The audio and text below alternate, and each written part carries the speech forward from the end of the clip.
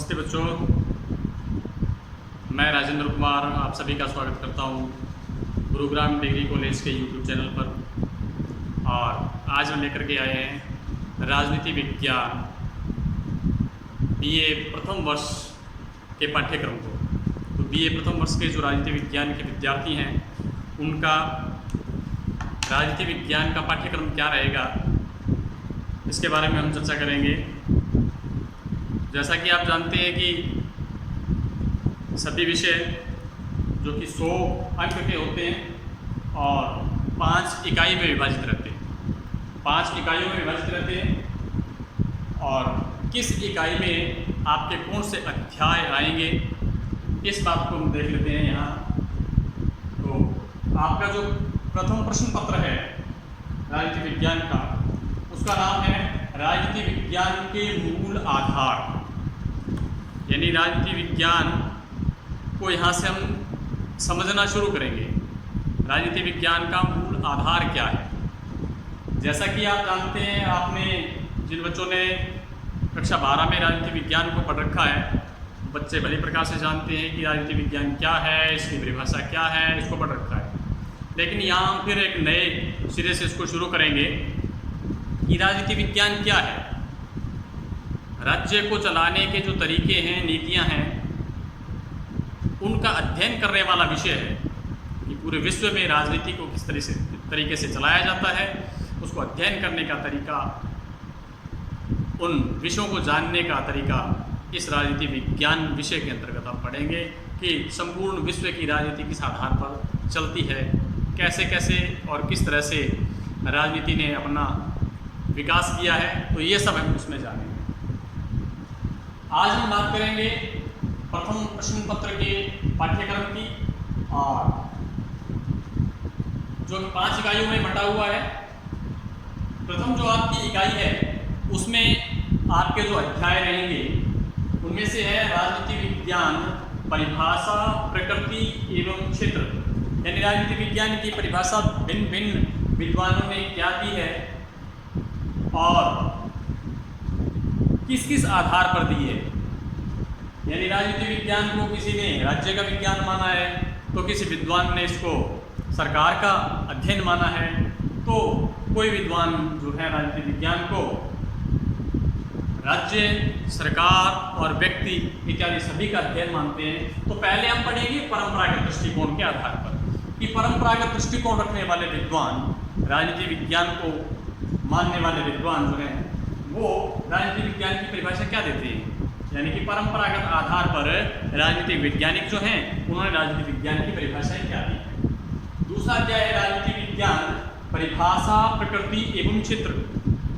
राजनीति विज्ञान की परिभाषा भी है, राजनीति विज्ञान की प्रकृति क्या है, क्षेत्र क्या है, इसका निर्धारण राजनीति विज्ञान को जानने वाले राजनीति वैज्ञानिकों ने, आधुनिक दृष्टिकोण को मानने वाले विद्वानों ने ये परिभाषाएं दी है। तो पहले अध्याय में हम उसके परंपरागत दृष्टिकोण का अध्ययन करेंगे और दूसरे अध्याय में हम इसके आधुनिक या इसको समसामयिक जो दृष्टिकोण है उसके आधार पर इसकी चर्चा करेंगे। तो राजनीति विज्ञान को जानने के भी 2 तरीके हैं। एक तो राजनीति विज्ञान को, जो परंपरागत राजनीति विज्ञान है, उसको जानेंगे पहले, और उसके बाद हम उसके बाद की जो राजनीति विज्ञान है, यानी कि बाद के विद्वानों ने राजनीति विज्ञान के बारे में क्या परिभाषाएं दी है, राजनीति विज्ञान को क्या माना है, राजनीति विज्ञान का अध्ययन विषय क्या माना है, राजनीति विज्ञान का क्षेत्र कहाँ तक माना है, इसकी प्रकृति कैसी मानी है, इसने किन विद्वानों ने इसको कला माना है कि विज्ञान माना है, कला या विज्ञान दोनों माना है, क्या माना है, ये सब हम पढ़ेंगे राजनीति विज्ञान के आधुनिक एवं परंपरागत दृष्टिकोण।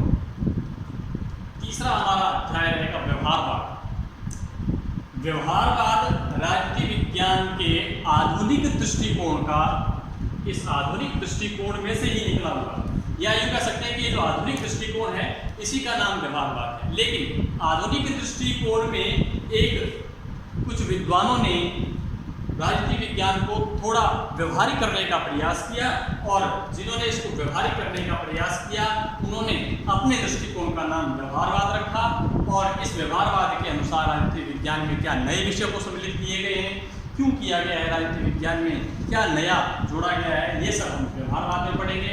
और उत्तर व्यवहारवाद, यानी व्यवहारवाद का एंटी नहीं है, व्यवहारवाद के सामने खड़ा हो जाने वाला दृष्टिकोण नहीं है, बल्कि उत्तर व्यवहारवाद व्यवहारवाद का ही नया रूप है, या हम यूँ कह सकते हैं कि उत्तर व्यवहारवाद ने व्यवहारवाद को थोड़ा और परिष्कृत करके सामने लाया। उत्तर व्यवहारवाद के बाद 5वां अध्याय हमारा रहेगा अंतर अनुशासनात्मक दृष्टिकोण, यानी राजनीति विज्ञान विषय के अंदर के दृष्टिकोण और अन्य राजनीति विज्ञानों से इसका संबंध, यानी राजनीति विज्ञान का अन्य सामाजिक विज्ञानों के साथ क्या संबंध है। क्या राजनीति विज्ञान समाजशास्त्र से जुड़ा हुआ है? जुड़ा हुआ है तो कैसे जुड़ा हुआ है? क्या राजनीति विज्ञान मनोविज्ञान से भी जुड़ा हुआ है, और जुड़ा हुआ है तो कैसे जुड़ा हुआ है? राजनीति विज्ञान सभी विषयों के साथ जुड़ा हुआ है, राजनीति विज्ञान का सभी विषयों के साथ संबंध है। और आधुनिक दृष्टिकोण या उत्तर व्यवहारवाद के अनुसार तो राजनीति विज्ञान का सामाजिक विज्ञानों के साथ बहुत गहरा संबंध है। आज राजनीति न केवल राज्य का अध्ययन करती है, न केवल सरकार का अध्ययन करती है, बल्कि आज राजनीति अंदर जाकर के समाज की विभिन्न संस्थाओं का भी अध्ययन करती है, जहाँ तक मानव का संबंध है। तो अन्य सामाजिक विज्ञानों के साथ संबंध हो गया। दूसरी इकाई, प्रथम इकाई ये 20 अंक की रहेगी आपकी। दूसरी इकाई है राज्य की उत्पत्ति के सिद्धांत, जो आपका छठा अध्याय है। दूसरी इकाई में जो आपका छठा अध्याय है वो रहेगा राज्य की उत्पत्ति के सिद्धांत, यानी जब हम चर्चा राजनीति विज्ञान की कर रहे हैं तो राज्य की चर्चा अवश्य करेंगे। राज्य की चर्चा करेंगे तो राज्य की उत्पत्ति कैसे हुई इस बात का भी जिक्र करेंगे। तो राजनीति विज्ञान के परंपरागत और आधुनिक सभी प्रकार के वैज्ञानिकों ने, राजनीति विज्ञान के विद्वानों ने राज्य की उत्पत्ति के सिद्धांत अपने मतानुसार दिए हैं। हालांकि इनमें मतभेद है। इसमें कुछ विद्वान राज्य की उत्पत्ति को देवीय आधार मानते हैं, कुछ विद्वानों ने कहा है कि राज्य की उत्पत्ति देवीय सिद्धांत के आधार पर हुई है, यानी कि ईश्वर ने राज्य को प्रकट किया है। तो कुछ विद्वान इसको बिल्कुल से इनकार करते हैं इस बात से, और राज्य की उत्पत्ति के अन्य सिद्धांत देते हैं, जैसे राज्य की उत्पत्ति का विकासवादी सिद्धांत है, मातृत्वात्मक सिद्धांत है, या राज्य की उत्पत्ति का सामाजिक समझौता सिद्धांत है। तो यह राज्य की उत्पत्ति के विभिन्न सिद्धांतों के बारे में पढ़ेंगे। फिर 7वां अध्याय हमारा राज्य की प्रकृति एवं कार्य, यानी कि राज्य की प्रकृति कैसी है और राज्य क्या क्या कार्य करता है, राज्य व्यक्ति के कल्याण के लिए क्या कार्य करता है, ये हम पढ़ेंगे अध्याय 8 में, कि राज्य व्यक्ति के कल्याण के लिए क्या क्या कार्य करता है, कौन से राज्यों को हम लोक कल्याणकारी राज्य कह सकते हैं, और राज्य का लोक कल्याणकारी होना क्यों आवश्यक है, क्यों राज्य के अस्तित्व के लिए राज्य को लोक कल्याणकारी राज्य होना चाहिए। और संप्रभुता, 9वां जो हमारा अध्याय रहेगा, संप्रभुता का अर्थ आप अच्छी तरह से समझते हैं। संप्रभुता क्या होती है? संप्रभुता एक राज्य का अपने आंतरिक और बाहरी निर्णयों पर स्वयं का नियंत्रण होना, वह आंतरिक रूप से और बाहरी रूप से स्वतंत्र है और अपने फैसले खुद करता है, वह राज्य संप्रभु राज्य कहलाता है। इकाई नंबर 3, तीसरी इकाई में हम 10वां जो हमारा अध्याय रहेगा वो रहेगा शक्ति की अवधारणा, यानी राजनीति में शक्ति के स्रोत क्या हैं, शक्ति के सिद्धांत कौन कौन से हैं, शक्ति एक व्यक्ति कहाँ से प्राप्त करता है, और शक्ति कब जाकर के सत्ता में परिवर्तित होती है, और किस प्रकार इस शक्ति को वैधता प्राप्त होती है। वैधता प्राप्त होने के बाद ये शक्ति एक सही सत्ता का रूप धारण कर लेती है। ये सब हम पढ़ेंगे 10वें और 11वें अध्याय में। शक्ति की अवधारणा, राजनीति विज्ञान में शक्ति की अवधारणा कितनी महत्वपूर्ण है, और सत्ता और उसकी वैधता के बारे में भी हम अध्ययन करेंगे। 12वां हमारा अध्याय रहेगा नागरिकता। तो राज्य के लिए नागरिकता बहुत ही महत्वपूर्ण बिंदु है। जैसे हम राज्य की चर्चा करेंगे तो हम पाएंगे कि राज्य के लिए आवश्यक तत्वों में जनसंख्या का होना बड़ा आवश्यक है, और ये जो जनसंख्या है ये उसके नागरिकों की होती है। तो राज्य के वैध नागरिक कौन होते हैं, कौन से नागरिक राज्य के लिए आवश्यक होते हैं, इन सब बातों को हम करेंगे। 13वां हमारा अध्याय रहेगा अधिकार एवं कर्तव्य। अधिकार एवं कर्तव्य है, जैसा कि हम देखते हैं कि हमारे संविधान ने हमें अधिकार और कर्तव्य दिए। हालांकि हमारे संविधान ने हमें अधिकार और कर्तव्य काफ़ी समय के बाद हमें मिले, बहुत देरी से मिले, लेकिन राजनीति विज्ञान में अधिकार एवं कर्तव्यों की चर्चा बहुत शुरू से होती आई है। हम अगर बात करेंगे ना राजनीति विज्ञान के परंपरागत दृष्टिकोण की, तो भी कहीं ना कहीं हमें अधिकार एवं कर्तव्य देखने को मिलेंगे, क्योंकि जहाँ से राजनीति की शुरुआत होती है, जहाँ से राज्य की शुरुआत होती है, वहाँ कुछ अधिकार और कुछ कर्तव्य नागरिकों के लिए या शासक के लिए आवश्यक माने गए, दिए गए हैं। इनमें से कौन से अधिकार एवं कर्तव्य राज्य के द्वारा प्रदत्त होते हैं, कौन से अधिकार एवं कर्तव्य प्रकृति के द्वारा प्रदत्त होते हैं, ये हम पढ़ेंगे। फिर हमारा 14वां अध्याय रहेगा स्वतंत्रता। तो स्वतंत्रता के विषय में जब हम चर्चा करेंगे तो हम पाएंगे कि स्वतंत्रता न केवल संविधान ने हमें दी है, बल्कि संविधान से पहले भी हमें प्राकृतिक स्वतंत्रताएं मिली हुई थी। संविधान से पहले भी राज्य हमें स्वतंत्रता प्रदान कर चुका है, और राज्य की शुरुआत जहाँ से होती है वहीं से स्वतंत्रता की शुरुआत हो जाती है। स्वतंत्रता के बाद हम समानता की बात करेंगे और न्याय, ये हमारे तीसरी इकाई की विषय वस्तु रहेंगे।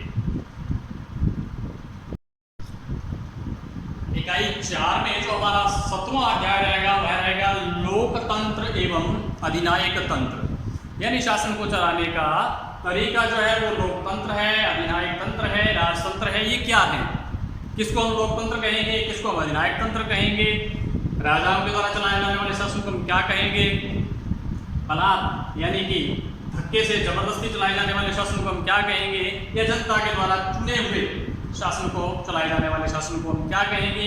ये सब हमारे इस अध्याय में हम पढ़ेंगे कि विश्व में कहाँ तक लोकतंत्र विद्यमान है, किन देशों में अधिनायक तंत्र है, लोकतंत्र के अपने क्या गुण हैं, अधिनायक तंत्र के अपने क्या गुण दोष हैं, ये सब हम पढ़ेंगे लोकतंत्र एवं अधिनायक तंत्र। 18वां हमारा अध्याय रहेगा राजनीतिक दल। राजनीतिक दल की परिभाषा क्या है, किसे कहते हैं राजनीतिक दल। राजनीति में दलीय भूमिका कितनी रहती है, दलों का क्या महत्व है, दलों का क्या औचित्य है, और दल राजनीतिक सत्ता प्राप्ति पर कितना प्रभाव डालते हैं, राजनीति में दलों का प्रचलन कब से शुरू हुआ है, ये सब हम जानकारी प्राप्त करेंगे राजनीतिक दलों के माध्यम से। 19वां हमारा अध्याय रहेगा संसदात्मक एवं अध्यक्षात्मक शासन प्रणाली, यानी शासन को चलाने की प्रणाली कैसी है। किसी भी देश में शासन को चलाने की प्रणाली कैसी है, तो संसदात्मक है या अध्यक्षात्मक है या अर्धअध्यक्षात्मक है, तो संसदात्मक प्रणाली किसे कहेंगे, संसदात्मक प्रणाली क्या है, ये किस प्रकार कार्य करती है, अध्यक्षात्मक प्रणाली क्या है, ये किस प्रकार कार्य करती है, ये सब हम इसमें जानेंगे। संसदात्मक शासन व्यवस्था, जैसा कि हमने पहले पढ़ रखा है कि संसदात्मक शासन व्यवस्था एक ऐसी शासन व्यवस्था होती है जिसमें संसद सर्वोच्च होती है, यानी कि संसद राज्य के समस्त कार्यों को देखती है, और अध्यक्षात्मक शासन व्यवस्था में भी संसद होती है। ऐसा नहीं कि संसद नहीं होती, लेकिन शासन के राज के कार्यों को देखने के लिए जो अध्यक्ष होता है वही सभी कार्यों को करने वाला होता है, यानी कि अध्यक्ष ही वहाँ की मुख्य कार्यपालिका होती है, और मुख्य कार्यपालिका होने के साथ साथ वह व्यवस्थापिका का कार्य भी करती है। 20वां हमारा अध्याय रहेगा एकात्मक एवं संघात्मक शासन प्रणालियां। ये देखो, शासन प्रणाली जो संघात्मक शासन प्रणाली है उसमें सरकार को चलाने का तरीका है, सरकार किस प्रकार के व्यवस्था पर कार्य करती है, यानी कि संसदात्मक है या अध्यक्षात्मक कोई भी है, उसमें शासन को कहाँ से संचालित किया जाता है, क्या शासन को एक ही जगह से संचालित किया जाता है या फिर शासन को भिन्न भिन्न राज्यों के माध्यम से संचालित किया जाता है। 21वां हमारा अध्याय रहेगा दबाव समूह। दबाव समूह क्या होते हैं, कैसे कार्य करते हैं, राजनीति में दबाव समूह की भूमिका क्या है, दबाव समूह किन्हें कहते हैं, किन को हम दबाव समूह कहेंगे, राजनीति में इसकी भूमिका क्या है, राज्य में शासन में सत्ता में इसकी भूमिका क्या है, ये कैसे कार्य करते हैं, क्या प्रत्यक्ष रूप से कार्य करते हैं या पर्दे के पीछे रहकर के कार्य करते हैं, ये सब। फिर हम बात करेंगे 22वें अध्याय की अल्पसंख्यक प्रतिनिधित्व। किसी भी राज्य में कुछ एक लोग ऐसे होते हैं जो कि जातीय आधार पर या धर्म के आधार पर संख्या में अल्प होते हैं, जिनको हम अल्पसंख्यक कहते हैं, और उन अल्पसंख्यक यानी कि संख्या में कम होने के बावजूद उनको राज्य के शासन कार्यों में, राज कार्यों में पूर्ण भागीदारी दी जाए, पूर्ण प्रतिनिधित्व दिया जाए, ये हम पढ़ेंगे अल्पसंख्यक प्रतिनिधित्व में कैसे दिया जाता है, कैसे दिया जाना चाहिए। इकाई नंबर 5 23वां हमारा अध्याय रहेगा सरकार के अंग। 23वां, 24वां और 25वां ये सरकार के अंग, ये तीनों व्यवस्थापिका, कार्यपालिका और न्यायपालिका। 26वां जो शक्ति पृथक्करण का सिद्धांत है, मैं थोड़ा पहले बता रहा हूँ, शक्ति पृथक्करण सरकार के अंगों को पृथक पृथक रूप से शक्तियां प्रदान करने के लिए बनाया गया सिद्धांत है। तो इसी के आधार पर ये सरकार के 3 अंग बांटे गए हैं, व्यवस्थापन का कार्य करने वाली संस्था, व्यवस्थापिका कहलाती है, जो कि स्वतंत्र है, ये कार्यपालिका से अलग होकर के कार्य करती है। और कार्यपालिका इन दोनों से अलग होकर के कार्य करती है। हालांकि इन दोनों में थोड़ा सा संबंध रहता है, जो हम पढ़ेंगे आगे चल करके कि क्या संबंध रहता है।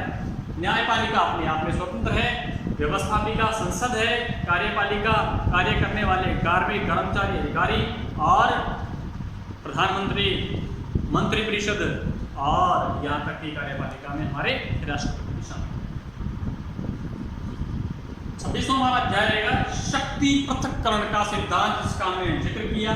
शक्ति पृथक्करण का यानी कि इन तीन अंगों में शक्तियों को बांटने की जरूरत क्यों महसूस हुई, और इसके लिए सिद्धांत किसने दिया, क्यों दिया, ये सब हम पढ़ेंगे। शक्ति पृथक्करण के सिद्धांत में 27वां है सुशासन।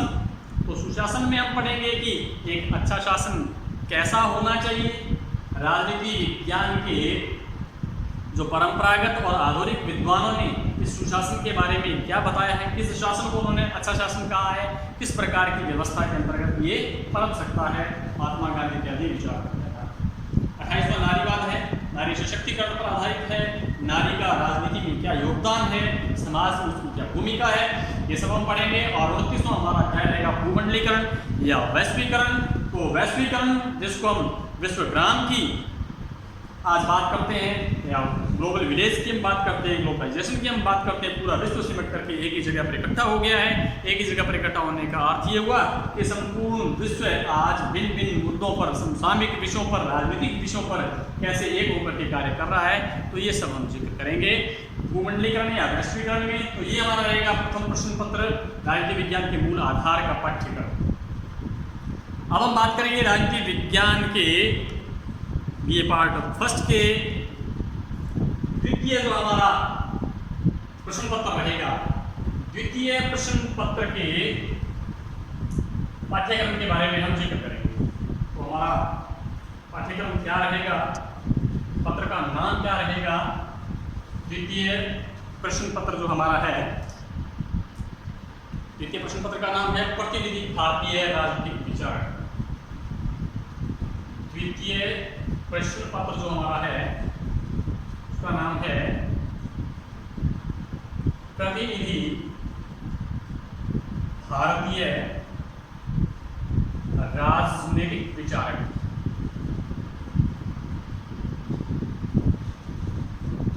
हमारे प्रमुख राजनीतिक विचारक कौन कौन से रहे हैं, ये भी हमारा जो द्वितीय पत्र है ये भी 5 इकाइयों में बटा हुआ है। और कौन कौन से इकाई में कौन कौन से हमारे विद्वान हैं देख लेते हैं। इकाई प्रथम जो है हमारी, इकाई जो हमारी फर्स्ट है, उसमें हम बात करेंगे मनु की, कौटिल्य और शुक्र की।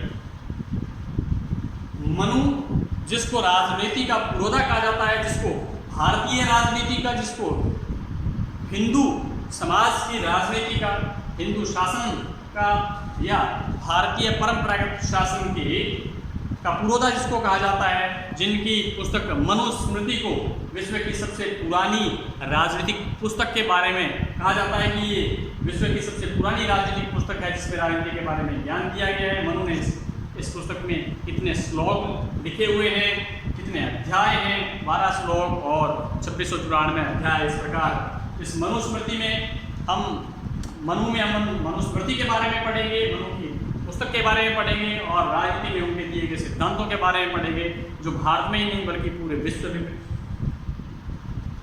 दूसरा अध्याय हमारा रहेगा कौटिल्य। कौटिल्य यानी कि चाणक्य। चाणक्य को बहुत बड़ा राजनीतिज्ञ माना जाता है और भारतीय राजनीति का इसको भी पुरोधा माना जाता है। भारतीय राजनीति में बड़ा महत्वपूर्ण इसका योगदान है। इनकी पुस्तक अर्थशास्त्र है, जो कि संपूर्ण रूप से राजनीति को समर्पित है। तो दूसरा अध्याय कौटिल्य और तीसरा शुक्र नीति सार। इनकी पुस्तक में राज्य और राज्य को चलाने के जो तरीके हैं, राजा को कैसा होना चाहिए, प्रजा के लिए राजा को क्या कार्य करना चाहिए, राजा के क्या गुण होने चाहिए, राजा को अपनी प्रजा के लिए कैसा होना चाहिए और प्रजा के राज्य के लिए क्या कर्तव्य होने चाहिए इत्यादि का जिक्र हम करेंगे। तो दूसरी इकाई में रहेंगे हमारे इकाई नंबर 2 में हमारे रहेंगे राजा राम मोहन राय। राजा राम मोहन राय,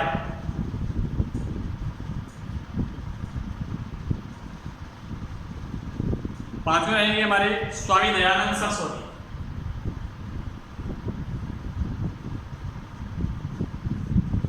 स्वामी दयानंद सरस्वती और स्वामी विवेकानंद। स्वामी विवेकानंद।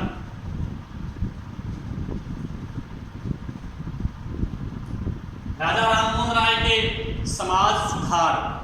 राजा राममोहन राय के समाज सुधारों के बाद भारतीय राजनीति में हुए परिवर्तन और राजा राममोहन राय के भारतीय राजनीति में योगदान के बारे में हम पढ़ेंगे। राजा राममोहन राय अध्याय में जो हमारा इकाई द्वितीय का चौथा अध्याय।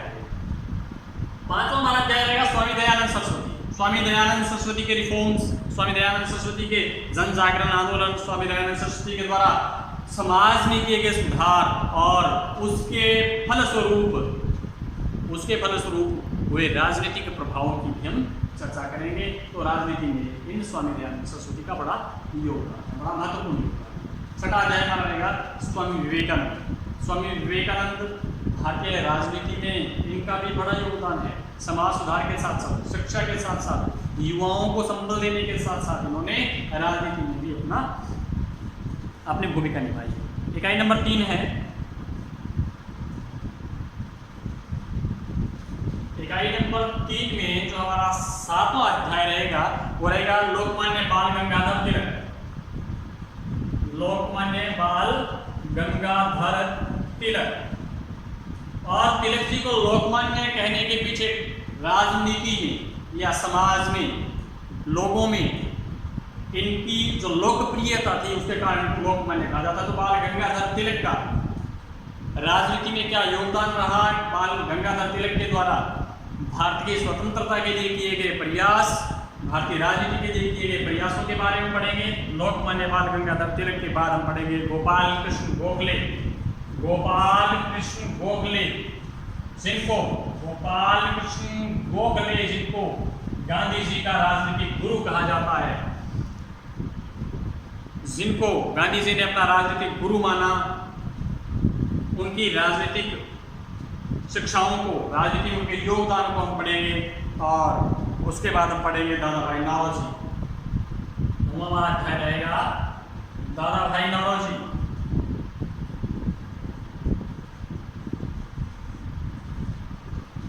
इकाई नंबर 4 की हम बात करते हैं। इकाई नंबर 4 में 10वां अध्याय हमारा रहेगा मोहनदास करमचंद गांधी। मोहनदास करमचंद गांधी यानी गांधी जी का भारतीय राजनीति में योगदान, गांधी जी का भारतीय राजनीति ही नहीं वैश्विक राजनीति पर भी इनका प्रभाव क्या रहा ये जानेंगे। और गांधी जी का जो युग था, गांधी युग, ये अपने आप में भारतीय राजनीति का एक नया युग था। भारतीय राजनीति में एक ऐसा युग था जिसने भारत को न केवल स्वतंत्रता दिलवाई बल्कि राजनीतिक रूप से एक अलग पहचान भी दी। तो गांधी जी को हम पढ़ेंगे। गांधी जी के बाद हम पढ़ेंगे पंडित जवाहरलाल नेहरू का। अध्याय जो हमारा 11वां है पंडित जवाहरलाल नेहरू। तो नेहरू जी का राजनीति में योगदान, नेहरू जी के द्वारा दिए गए सिद्धांत, भारतीय आज़ादी से पूर्व से लेकर के आज़ादी के पश्चात उनके द्वारा किए गए जो प्रयास हैं, उनके द्वारा किए गए जो कार्य हैं, भारतीय राजनीति में ही नहीं बल्कि विश्व राजनीति में भी इनका बोलबाला रहा था। तो पंडित जवाहरलाल नेहरू के बारे में पढ़ेंगे। और 12वां बड़ा इंपॉर्टेंट डॉक्टर भीमराव अंबेडकर साहब के बारे में पढ़ेंगे। अंबेडकर जी को जब हम पढ़ते हैं तो हमें संविधान और भारतीय राजनीति में उनके द्वारा किए गए प्रयास और भारतीय राजनीति से भी बढ़कर के भारतीय राजनीति में जो हम अल्पसंख्यक प्रतिनिधित्व की बात कर रहे थे उनमें इनका बड़ा योगदान रहा है। तो पंडित डॉक्टर भीमराव अंबेडकर के बारे में ध्यान करेंगे। अब आती है हमारी इकाई नंबर 5, इकाई नंबर 5 में हम बात करेंगे एम.एन. रॉय की। मानवेंद्र नाथ रॉय, मानवेंद्र नाथ रॉय भारतीय राजनीति में और आजादी के पश्चात की राजनीति में इनका बड़ा योगदान रहा है। मानवेंद्र नाथ रॉय के बाद हम पढ़ेंगे जयप्रकाश नारायण की, सर्वोदयानोदन जयप्रकाश नारायण। और जो अंतिम हमारा अध्याय रहेगा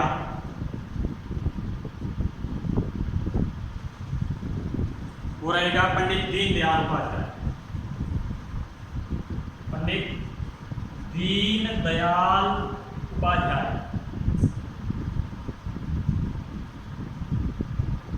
तो पंडित दीनदयाल उपाध्याय का भारतीय राजनीति में और आज़ादी के पश्चात की राजनीति में क्या इनका योगदान रहा, इन सब बातों के बारे में पढ़ेंगे। तो ये थे हमारे द्वितीय प्रश्न पत्र, प्रतिनिधि भारतीय राजनीतिक विचारक, जिनके बारे में हम डिटेल से पढ़ेंगे अगली कक्षाओं में। और ये था BA प्रथम वर्ष की दोनों प्रश्न पत्रों के लिए पाठ्यक्रम का। धन्यवाद दोस्तों।